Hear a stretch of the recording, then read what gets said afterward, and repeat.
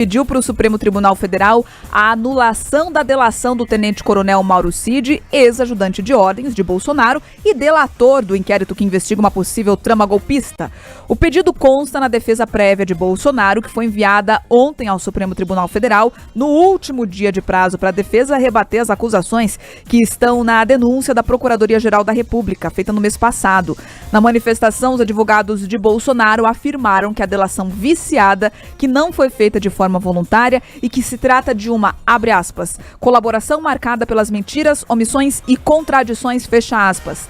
Além disso, a defesa de Jair Bolsonaro também pediu o afastamento do ministro Alexandre de Moraes da relatoria da denúncia, argumentando que o juiz que instrui o processo não pode proferir a sentença. Além disso, a defesa alegou que não conseguiu acessar todas as provas que constam no inquérito e reforçou a tese de que o julgamento deve ser feito em plenário e não na primeira turma.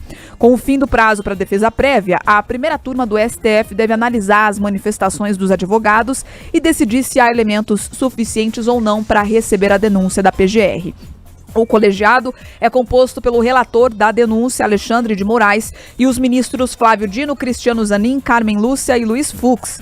Pelo regimento interno da Corte, cabe às duas turmas do tribunal julgar ações penais. Como o relator faz parte da primeira turma, a acusação vai ser julgada pelo colegiado. Se a maioria dos ministros aceitar a denúncia, Bolsonaro e os outros citados viram réus e passam a responder a uma ação penal no STF. A gente está vendo aqui uma manobra da defesa de Bolsonaro que está respaldada na forma técnica de conduzir um processo. A gente não está falando do mérito aqui, se Bolsonaro fez, se Bolsonaro não fez.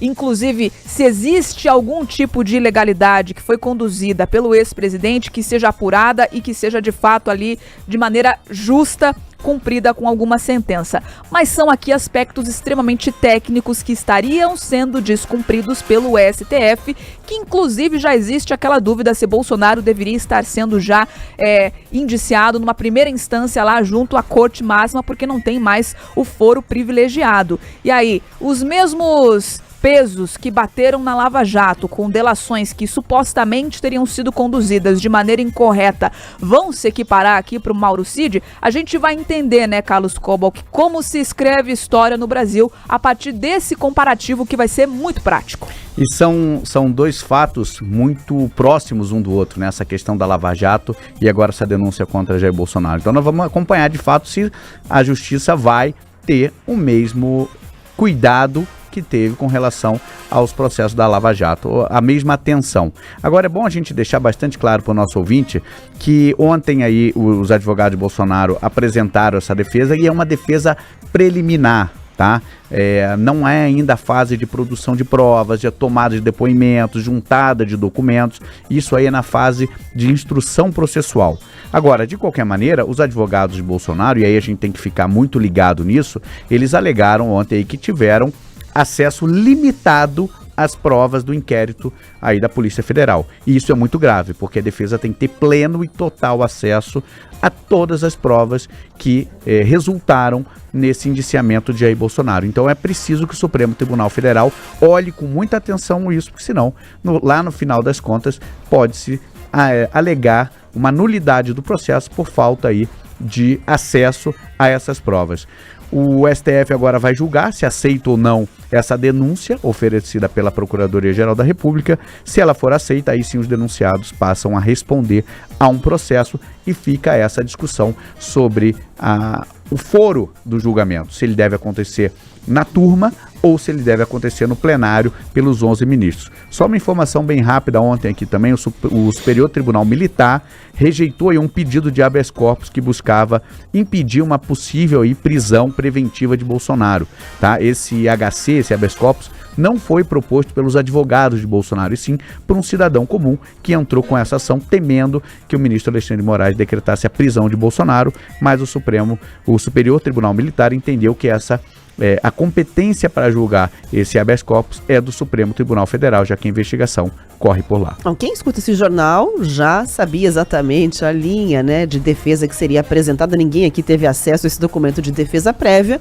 mas os argumentos surpreendem um total de 0 pessoas. É o pedido de anulação da delação do Mauro Cid, como nós antecipamos, e também a questão de definir ali exatamente qual seria o local adequado para fazer a avaliação desse caso, né? A defesa quer que o plenário do Supremo Tribunal Federal, e coloca nessa documentação, faça essa análise. E ontem o próprio Jair Bolsonaro comentou essa situação quando passou pelo aeroporto de Brasília, conversou com jornalistas, dizendo, primeiro, que o meu foro não é esse, se referindo à primeira turma e também ao Supremo Tribunal Federal.